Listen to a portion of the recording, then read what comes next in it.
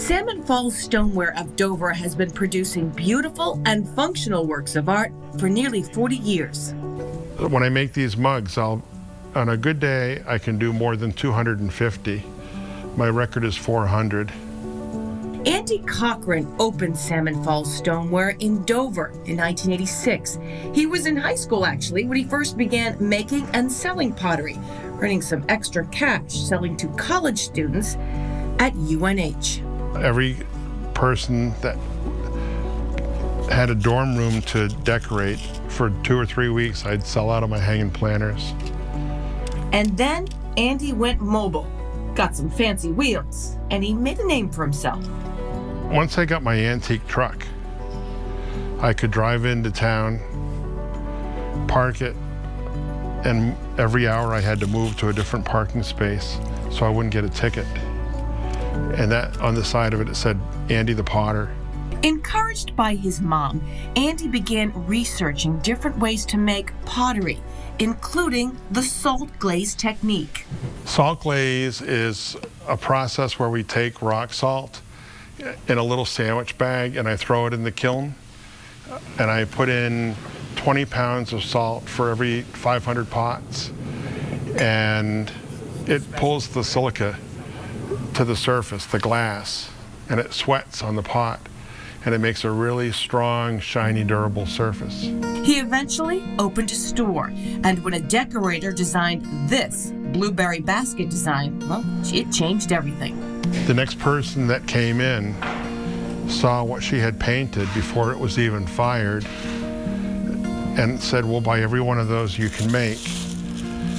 They had a retail store in Portsmouth, and within 2 years we had 44 people. And it was all because of her blueberry basket design. The number of products in Andy's warehouse is staggering. Salmon Falls has just 2 decorators. They hand paint each and every mug, pot, and gravy boat.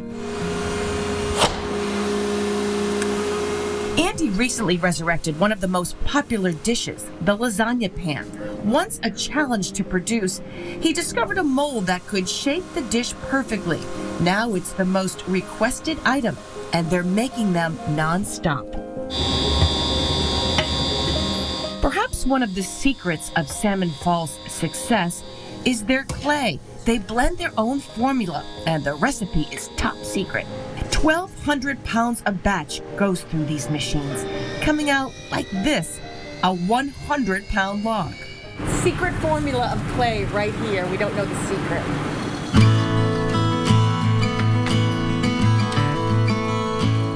Salmon Falls Stoneware recently began teaching pottery. It didn't take long for classes to fill up. If you go down any further, you're going to start hitting the wheelhead. Yep. Patty Oswell said taking a pottery class has always been on her bucket list. I've been coming here for 30 years, buying things. So yeah, very familiar. Just never had a class. Been great. And to know you made it yourself, you know, that's what's awesome.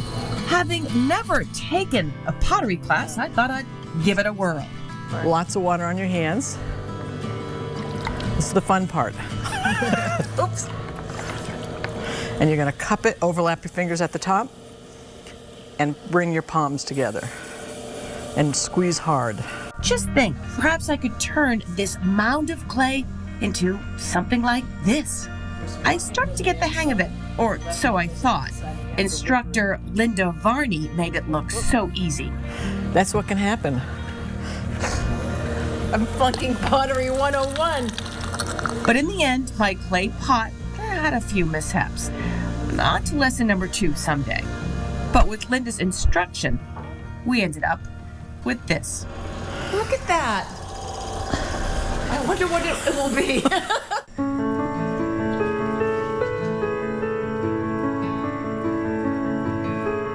Now, the next step would be to bring the finished item to one of the decorators, each stroke of color bringing it to life. This is blue Pennsylvania. We have all different patterns.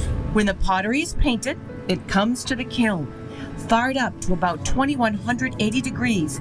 This is the final step before the pottery hits the shelves. It takes about a day to load a kiln.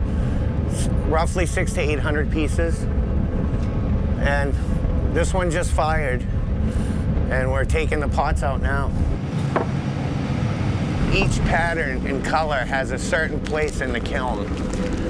Certain colors have to be in certain places in the kiln so they don't melt or come out, you know, blurry. But yeah, it's a long process. You guys have a lot of this stuff at home? No. No? No. A couple of mugs, chowder bowls, stuff like that, kitchenware. Building Salmon Falls stoneware came as a surprise to the teenager who once sold pottery out of his car. But the creativity and love that goes into every piece has been worth the journey. I never imagined to have a big company. So I was very lucky to have met the right people at the right time. And they shared the vision of making great pots that everybody could enjoy. So for that, I'm very thankful.